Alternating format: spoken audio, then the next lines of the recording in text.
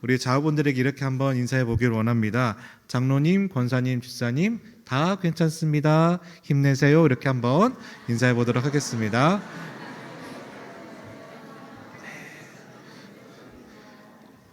괜찮은 이렇게 주의를 맞아서 한번 인사를 나눠 보았습니다.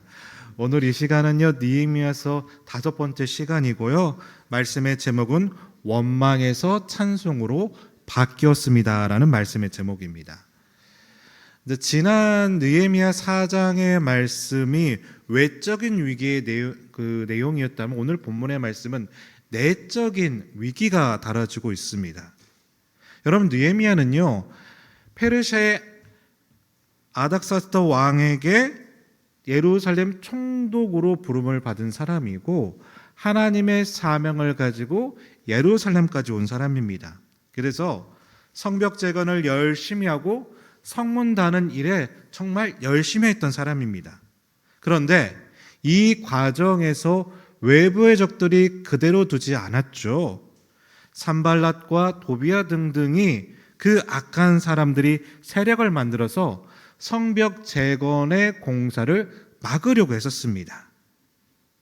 자, 근데 여러분, 외부의 공격은요, 힘을 모아서 대처하면 됩니다. 아니, 때론 오히려 외부의 적이 오히려 고마울 때가 있어요. 왜냐하면요, 외부의 적이 생기면 오히려 내부는 더 단단해지고 단결이 되기 때문에 그렇습니다. 자, 그렇게 생각해 본다면 정말 우리에게 정말 두려운 적은 외부의 적일까요? 내부의 문제일까요? 내부의 문제가 된다는 겁니다. 왜냐? 내부에서 문제가 생기면 백성들의 마음이 모래알처럼 흩어져 버릴 수 있기 때문에 그래요. 그런데 오늘 읽은 느헤미야서 5장의 말씀은 그 내부에서 문제가 생겼다라고 이야기하고 있습니다. 왜 이런 문제가 생겼을까? 우선 결론부터 나눠보면요, 성벽 재건이 중단될 만큼 심각한 위기에 있었던 그들이었지만 오늘 13절 말씀 보면 결론이 이래요. 그 갈등이 있었지만 오히려 그 결과는 온 백성이 모여서 하나님께 예배하고 찬송하게 되었다. 이렇게 회복의 길로 나아가게 되었다고 고백하고 있다는 겁니다. 그래서 오늘은 그 부분을 한번 같이 묵상해 보고자 합니다. 과연 성벽 재건이 멈춰질 만큼의 그 내부의 문제는 무엇이었을까? 그리고 거기에 대해서 어떻게 반응하였길래 원망이 찬송으로 바꾸게 되었는지를 우리가 살펴보기 원하는데요. 바라옵기는 혹시 우리 삶 가운데 있는 그 어떤 문제가 있다고 할지라도 그 문제가 오히려 새로운 시작과 여러분의 회복으로 나아가는 그 발걸음이 될 수 있게 되시기를 주님의 이름으로 간절히 축복합니다. 자, 그럼 먼저 그 내부의 문제가 무엇이었는가를 살펴보기 원하는데 1절부터 4절까지를 읽어볼 텐데요. 조금 더 쉬운 이해를 위해서 제가 우리말 성경으로 이렇게 반영을 시켜놨습니다. 그래서 성경 말씀 보지 마시고 위의 말씀을 보면서 어떤 내부의 문제가 있었는지를 우리말 성경을 버전으로 이렇게 우리 교독해서 한번 읽어보겠습니다. 제가 먼저 1절을 읽어보겠습니다. 그때 백성들과 그 아내들 사이에 그들의 유다의 형제들을 원망하는 소리가 있었습니다.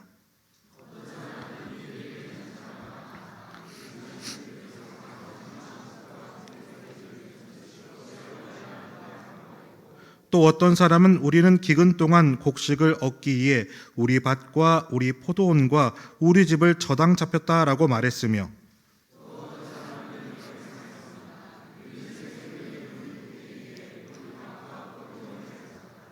자, 성벽이 절반 정도 쌓여진 상태였고요. 주변의 공격에도 지혜롭게 잘 대처를 했습니다. 그런데 더 큰 문제가 이 내부에서 있었다라는 겁니다. 그러니까 아무리 성벽이 완공되었다 한들 스스로 무너져 버릴 위기가 그들에게 있었다라는 거예요. 그러면 그 내부적인 문제는 뭐가 있느냐?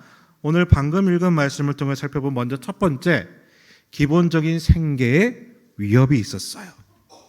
그러니까 그들이 뭐 어떤 거창한 꿈이 있는 것도 아니었고 어떤 세속적인 성공도 바랄 수 있는 상태가 아니었다는 거예요. 오직 생존을 위해서 몸부림칠 수밖에 없는 상황이었다. 그런 비참한 상황 가운데 있었다는 겁니다. 두 번째는 어떤 문제가 있었느냐? 3절에서도 고백하고 있는 것처럼 흉년 때문에 채무를 질 수밖에 없었다고 합니다. 당시는 이제 농경사회였잖아요. 수확이 평균 정도만 된다고 하면 먹고 살 정도는 되는데 문제는 그 당시가 흉년이 있었다는 거예요. 서민들은 곡식창고가 없잖아요. 그냥 먹고 살 그 한 해만을 살아가기 때문에 흉년이 생기면 결국은 어떻게 됩니까? 곡식을 저장해둔 그 어떤 큰 곡식 창고를 가지고 있던 부유층들에게 빚을 질 수밖에 없는 상황이었다라는 거예요. 세 번째는 또 어떤 일이 있었느냐? 그뿐만 아니라 페르시아 제국에게 내는 세금의 부담도 있었다고 합니다. 그러니까 곡식을 얻기 위해서 빚을 내야 됐지만 또 어떤 빚도 있다? 페르시아 제국에게 상납해야 되는 세금도 있었다. 그 빚도 져야 됐다라는 거예요. 또 네 번째는 뭐냐? 그래서 결국 어떻게 되느냐?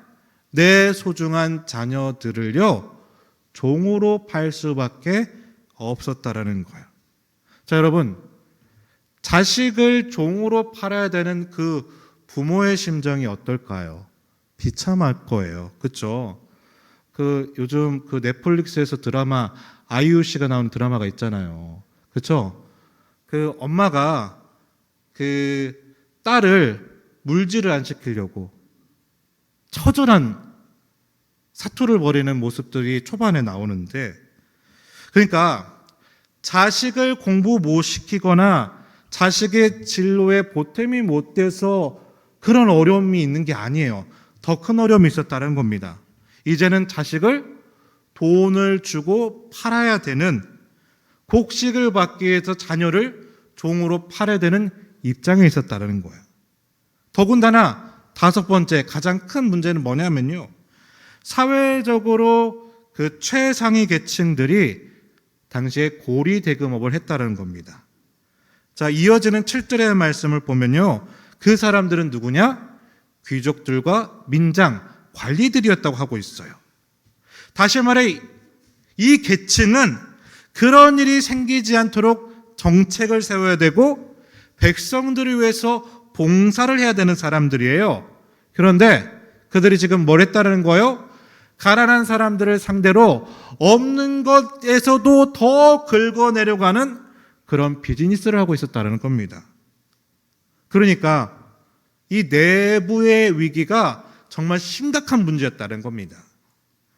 자, 이 문제를 느헤미야가 접하면서 어떻게 해결하고자 하느냐? 오늘 그 점을 한번 살펴보려고 해요. 자, 먼저 첫 번째로 느헤미야는요, 그는 사명을 감당하는 사람이었지만 사람을 돌보는 일에 게을리하지 않았다라고 고백합니다. 우리 한번 외쳐보겠습니다. 사람을 살펴야 됩니다. 사람을 살펴야 됩니다. 우리가 일을 하는 데 있어서요, 사명지향적인 사람이 있고 사람지향적인 사람이 있어요. 그런데 결국은 우리의 사명은 어디로 돌아오게 되냐면 사람으로 돌아오게 되어 있다는 겁니다. 자, 성벽 재건이 아직 완공되지 않은 상황이었고 절반 정도밖에 되지 않았고요, 여전히 외부의 위협도 도사리고 있는 상황이었습니다. 그리고 우리가 읽지 않았지만 느헤미야서 6장 15절의 말씀을 보면 이 성벽이 완공되려고 모두 며칠이 걸렸냐면 52일 만에 완공이 되었다는 거예요. 그러니까 절반 정도 올라가는 정도였다고 하면 공사를 시작한 지 한 달도 안 된 상태였다는 것을 말하고 있는 거예요. 자, 조금만 더 하면 돼요. 한 달만 더 하면 될 것 같아요. 그런데 내부적인 어려움이 있어요. 만약 이런 상황 가운데 있는데 여러분이 느헤미야 같은 입장이었다면 여러분은 원망하고 있는 백성들에게 어떻게 이야기할 수 있을까요? 그래도 힘들지만 일단은 성벽부터 완공하고 보자. 한 달이면 되잖아. 다 완공한 다음에 그 이후에 그 사회적인 문제들 내가 해결해 줄게. 여러분 이렇게 이야기할 수도 있죠. 이런 이야기를 하는 사람들이 사명지향적인 사람들의 특징이에요. 그런데 사명지향적인 사람들이 보이는 반응이 놓치는 부분이 있다는 겁니다. 예를 들면요, 이 사도 바울은 어떤 사람일까요? 사람지향적이었을까요? 사명지향적이었을까요? 사명지향적인 사람이었어요. 그래서 1차 선교행을 갈 때 중도 하차했던 마가요라는 청년이 있거든요. 한번 뭔가 잘못된 걸 보자 아예 자기 팀에서 배제를 시켜버려요. 아주 오랜 시간이 지나고 나서야 다시 이 마가요라는 청년을 수용해줘요. 그러니까 사명지향적인 리더들은 일은 해낼 수는 있지만 어떤 어려움이 있다? 중요한 사람들을 놓치는 경우가 있다는 겁니다. 역사상 세계를 가장 빨리 제패했던 사람으로 알렉산더 대왕을 뽑습니다. 3년 만에 세계를 제패하게 됩니다. 자, 근데 문제가 있어요. 요즘처럼 교통이 발달하지 않은 그 시대에 3년 만에 그 세계를 제패한다면 정말 고난의 행군이었을 겁니다. 3년 동안 병사들이 많이 지쳐 있었어요. 그러나 이 알렉산더는 지치지 않고 계속 달려갑니다. 결국 그 알렉산더가 몇 살이 요절한지 아십니까? 33살. 여러 가지 사망설이 있는데 측근의 암살과 독살이 있었다라는 가능성이 매우 크다고 해요. 자, 그러면 뭐가 문제일까? 사람을 놓친 거예요. 내가 하고 싶은 일, 야망, 꿈을 생각하니라 무엇을 놓친 거다? 사람을 놓쳤다는 겁니다.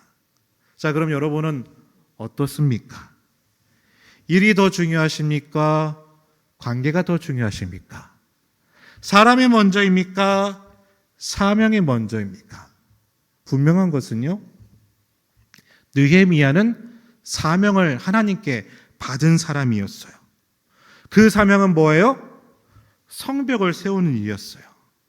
자, 우리는 단순하게 성벽을 그렇게 의미로 보지만, 근데 그것보다 더 중요한 사명이 있었어요. 왜 성벽을 세우느냐? 그 성벽을 세움을 통해서 그 안에 있는 사람들을 하나님 나라의 공동체로 세우기 위함이었다는 겁니다. 자, 이걸 우리에게 한번 적용을 해볼게요. 우리 교회도요, 부흥을 원합니다. 이게 거시적인 개념이라면 미시적으로는 뭐예요? 왜 부흥해야 됩니까? 성도 한 명 한 명의 영원한 생명을 살리기 위해서는 거예요. 더 많은 사람들에게 복음을 전하기 위해서라는 겁니다. 그럼 국가로 보자면 최우선이 뭐예요? 경제가 회복돼야 되는 거잖아요.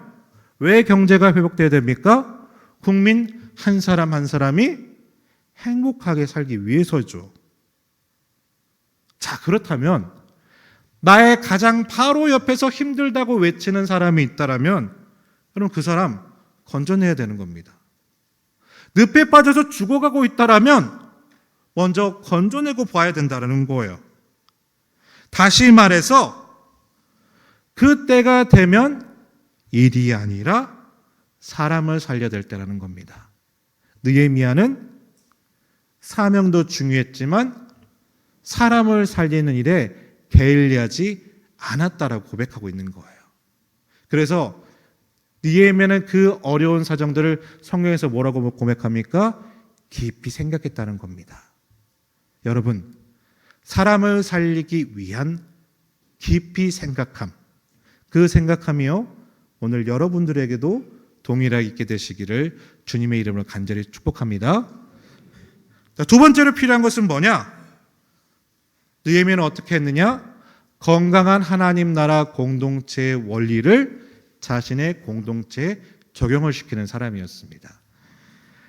다시 말해서 우리의 가정과 우리의 일터와 우리의 부대와 우리의 공동체에 하나님 나라의 원리를 적용시켜야 된다는 거예요. 8절부터 10절의 말씀인데 우리가 교독해서 한번 읽어보도록 하겠습니다. 먼저 제가 8절을 읽도록 하겠습니다.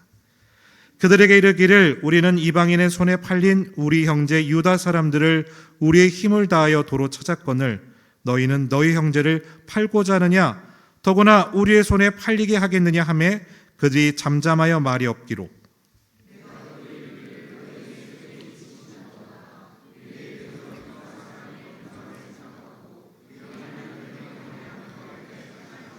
같이 읽겠습니다. 나와 내 형제와 종자들도 역시 돈과 양식을 백성에게 꾸어 주었거니와 우리가 그 이자 받기를 그치자. 자, 아까 내부적인 문제에서 어떤 지경까지 오게 되었냐면 자기 자식까지 종으로 팔아야 되는 비참한 상황이 있었다는 겁니다. 왜 이런 일이 있었느냐? 기근이 있었고 또 식민지 상태에 있었고 또 사회의 기반이 다 무너진 상황이었고 뿐만 아니라 뭐가 있었습니까? 돈을 꿀 수밖에 없는 사람이 고리 대금업을 했기 때문이다 라고 얘기를 하고 있죠. 그러면 여기에 대해서 모세오경은 뭐라고 이야기할까요? 어렵고 가난한 사람들에게 돈을 빌려줄 때 이자를 받지 말라고 하는 것이 토라의 말씀입니다. 이에 관한 말씀들은 여러 가지가 있지만 대표적으로 두 가지 말씀만 한번 찾아보도록 할게요. 먼저 출애굽기 22장 25절을 보면 이렇게 말씀하고 있습니다. 우리 화면 한번 띄워주세요. 같이 한번 읽어보겠습니다. 준비 시작.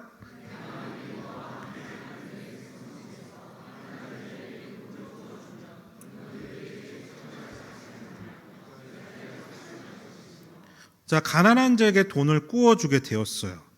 자, 근데 원금도 갚을 수 없는 그런 상황인데 그 사람에게 이자와 고리까지 얹어주게 되면 그 사람이 궁지에 몰리게 되고 양식과 돈을 자꾸 꾸다 보면 결국은 죽음까지 생각하게 되는 지경으로 갈 수밖에 없다라는 거야. 그래서 성경은 뭐라고 하느냐? 그들에게 무엇을 받지 말라? 이자를 받지 말라. 놀라운 이야기죠. 자, 레위기 25장 37절도 이렇게 고백합니다. 우리 같이 한번 읽어보겠습니다. 준비 시작.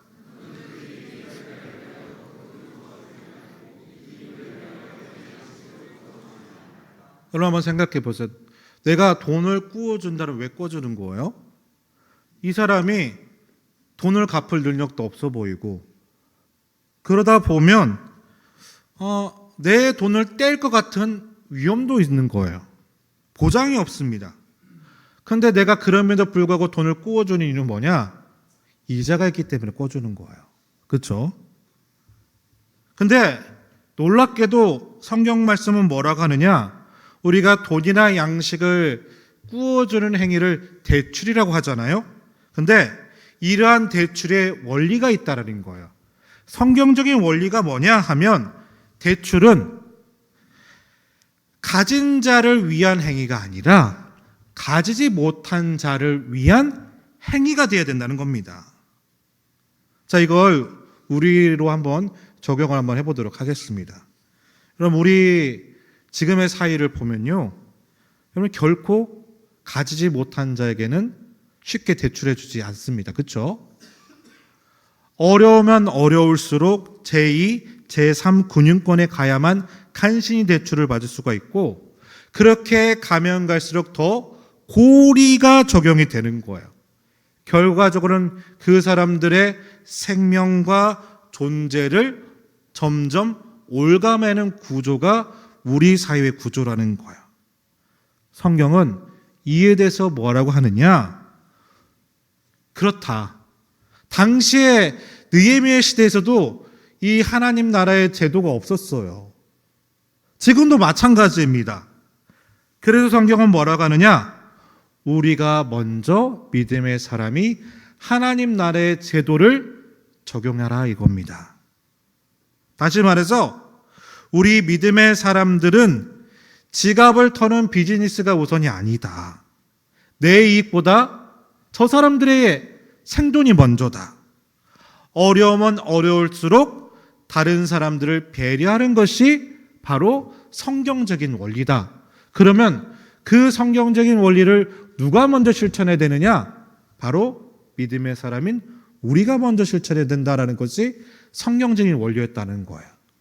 느헤미야는 그 하나님 나라의 원리를 백성들에게 얘기하고 있다는 겁니다. 그래서 이자를 받는 것을 멈추자, 이 얘기를 하고 있는 거예요. 마지막 세 번째는 뭐냐? 자, 우리가 오늘 본문을 13절까지 읽었지만, 자, 14절부터 16절 한번 읽어보기로 원하는데요. 마찬가지로 교독해서 한번 읽어보겠습니다. 제가 먼저 14절을 읽어보겠습니다. 또한 유다 땅 총독으로 세움을 받은 때 곧 아닥사스다 왕 제 20년부터 제 32년까지 12년 동안은 나와 내 형제들이 총독의 녹을 먹지 아니하였느니라.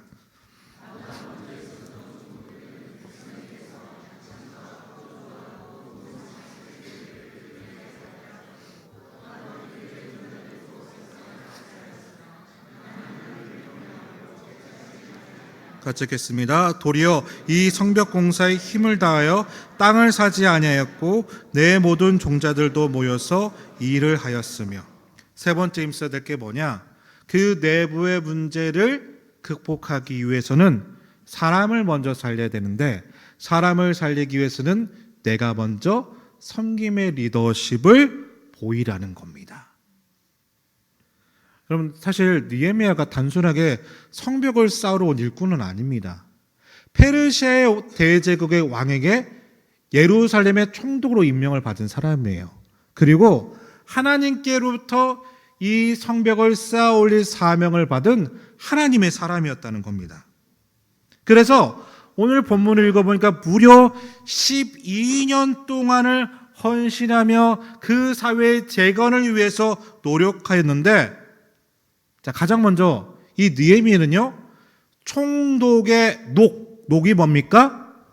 월급을 받지 않았다라는 겁니다.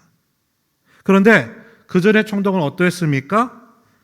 페르시아의 제국에 내는 세금도 받아갔고, 총독이 당연히 받아야 되는 녹도 받았고, 또 총독에게 부과하는 음식과 돈도 추징하는 것을 당연하게 생각했다는 거예요. 왜냐하면 이게 관리였기 때문입니다. 당연히 추징하는 것이라고 생각했다는 거야. 그런데 총독이 그런 생각을 가지게 되니까 그 밑에 관리들도 백성들을 갈취하겠다. 그래서 나는 그런 모습을 보면서 나는 12년 동안 총독의 녹을 받지 않았다라고 얘기를 하고 있어요. 먼저 섬김의 리더십을 보인 거죠. 자, 그런 가운데 오늘 보면 16절을 보면 느헤미야가 이런 고백을 합니다. 나는 어떻게 하였다? 땅 한쪽도 사지 않았다. 자, 무슨 얘기예요? 나는 심지어 두 번째, 부동산 투기도 하지 않았다는 겁니다. 자, 폐허가 된 고국에서 그 총독으로 와서 성벽도 짓고 사회를 재건하는 사업을 했다는 거예요.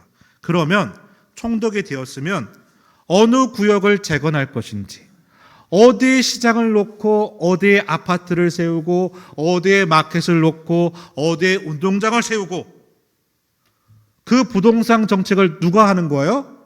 느헤미야가 했다라는 겁니다. 그러면 느헤미야는요, 어디에 땅값이 오를지를 이미 다 알고 있는 거예요. 그렇죠?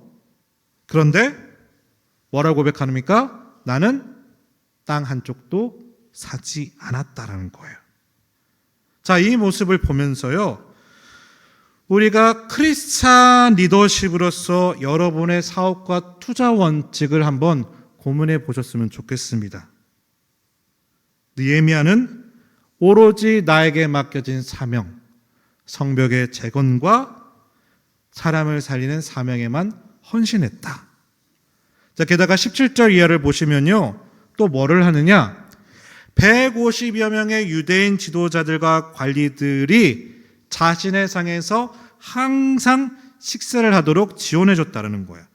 세 번째, 150여 명을 매일 먹였어요. 몇 년 동안? 12년 동안. 그런데 이를 위해서 백성들에게 그 식사를 공개하도록 하지 않았다는 겁니다. 이게 놀라운 일이에요. 자, 그러면 이러한 고백을 통해서 느헤미야가 뭘 보여주고 싶은 겁니까? 내가 여러분을 위해서 이렇게 수고했으니까 당신들도 수고를 좀 해주세요. 나에게 좀 협조를 해주세요. 여러분, 이렇게 당연하게 생각하거나 그런 방식으로 협조를 요구하지 않았다는 겁니다. 아마 오늘의 본문을 추측해보면 총독의 월급도 받지 않았고 부동산 투기도 하지 않았고 매일 150명의 사람들을 자신의 상에서 뻐겨주었습니다.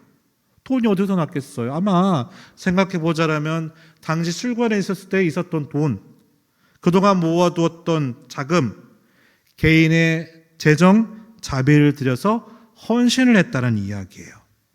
그럼 왜 그렇게 했는가? 이게 중요한 거죠. 자, 18절 하반절을 보면 이렇게 설명합니다. 내가 그렇게 할 수밖에 없었던 이유는 이 백성의 부역이 어떻게 했기 때문이다? 중함이었기 때문이다. 이런 요구를 하는 것은 백성들에게 큰 부담이 됐다라는 겁니다. 당연히 요구할 수 있어요. 관례입니다. 그러나 그들이 감당할 능력이 없고 부담스럽기 때문에 나는 그렇게 하지 않았다. 그럼 이 얘기를 통해서 느헤미야가 하고 싶은 얘기는 뭘까요? 내가 예루살렘에 온 것은 여러분을 돕기 위해서 온 것이지 총독의 자리를 가지고 뭔가를 받으려 온 것이 아니다. 지금 이 얘기를 하고 싶은 거예요. 사랑하는 믿음의 동역자 여러분, 질문을 드리고 싶습니다. 자, 여러분은 왜 이 세상에 오셨습니까? 단 한 번밖에 없는 인생. 어떻게 살라고, 왜 살라고 하나님께서 여러분을 보내주셨다고 생각하십니까? 만약 그 전에 총독들처럼 더 높은 지위에 올라서 더 많은 권력을 가지고 더 많은 돈을 받고 더 많은 땅을 가지며 더 많은 사람들을 부리면 하나님이 그래도 네가 경쟁적으로 잘 살았구나, 복을 주겠노라, 이런 모습일까요? 하나님께서? 아니겠죠. 하나님께서 왜 우리를 단 한 번밖에 없는 이 세상의 삶을 허락해 주셨을까요? 너무나 잘 알고 있을 겁니다. 나에게 주신 그것을 하나님의 사람들에게, 하나님을 알지 못하는 사람들에게 아낌없이 나눠주라고 여러분을 이 세상에 보내주신 거죠. 그렇죠? 다시 말해서 느헤미야처럼 살기를 원하시는 거예요. 그래서요, 느헤미야는 느헤미야 5장 마지막 절인 19절에 이렇게 고백을 합니다. 하나님, 제가 하나님의 그 사명을 가지고 이 백성들을 위해서 선한 일을 행했으니 하나님 기억해 주세요. 다만 그 모든 은혜는 누구에게? 하나님께만 받겠습니다.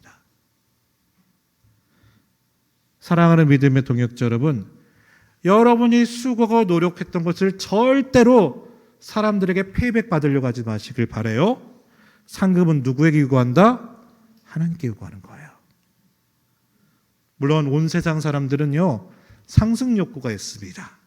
내 포지션이 상승하기를 바라요. 말하자면 내가 팔로워에서 리더가 되길 바라고 중간 리더에서 탑 리더가 되고 싶어 합니다. 그러나 중요한 것이 있어요. 우리 그리스도인들도 상승 욕구가 있습니다. 하지만 느헤미야를 통해서 예수 그리스도의 공생애를 통해서 그 십자가를 통해서 우리에게 보여주신 건 뭡니까? 내가 그 자리에 가야 되는 이유가 있어요. 그건 뭐냐? 가장 낮은 겸손한 성경을 위해서라는 거예요. 왜냐? 그래야 그때 세상이 움직이고 세상에 감동하고 변하게 되기 때문입니다. 남을 누르기 위해서, 가난한 자를 착취하기 위해서 하나님은 우리에게 기회를 주신 것이 아니다. 그래서 느헤미야는 13절에 이렇게 고백하죠. 만약 그런 리더가 되고 싶다라면 하나님이 당신을 털고 탈탈 빈털터리로 털어버릴 거다라고 얘기하고 있죠. 예수님께서 제자들이 서로 누가 크냐라고 논쟁할 때 십자가를 지시기 전 우리 예수님은 제자들에게 이렇게 말씀하십니다. 마태복음 20장 25절부터 27절 말씀인데 교독해서 읽어보겠습니다. 제가 먼저 읽어보겠습니다. 예수께서 제자들을 불러다가 이르시되 이방인의 집권자들이 그들을 임의로 주관하고 그 고관들이 그들에게 권세를 부리는 줄을 너희가 알거니와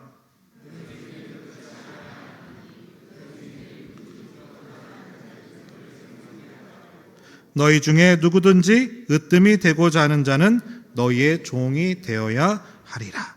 자, 말씀을 정리하겠습니다. 우리에게 진짜 어려운 문제는요, 이 내부에 있어요. 이에 대해서 느헤미야는 이렇게 고백합니다. 사명도 중요하지만 사람을 살려야 된다. 결국 사람이 사명이 되기 때문이다. 또 뭐였습니까? 할 수만 있다라면 하나님 나라의 원칙을 내 공동체에 적용시키겠다. 무엇보다 내가 먼저 섬김의 사람이 되어서 그 내부의 문제들을 이겨나가고자 합니다. 그럴 때 오늘 본문 13절 말씀의 마지막 고백처럼 백성들의 원망이 너무 많았지만 모든 백성들이 하나님을 예배하고 찬송하게 되었습니다. 느헤미야와 같이 혹시 저 외부가 아닌 여러분 가운데 어떤 어려움이 있다라면 느헤미야 같은 하나님의 지혜로 말미암아 이겨내고 극복해내서 하나님의 이름을 드높이는 일들이 여러분 가운데 있게 되시기를 주님의 이름으로 간절히 축복합니다.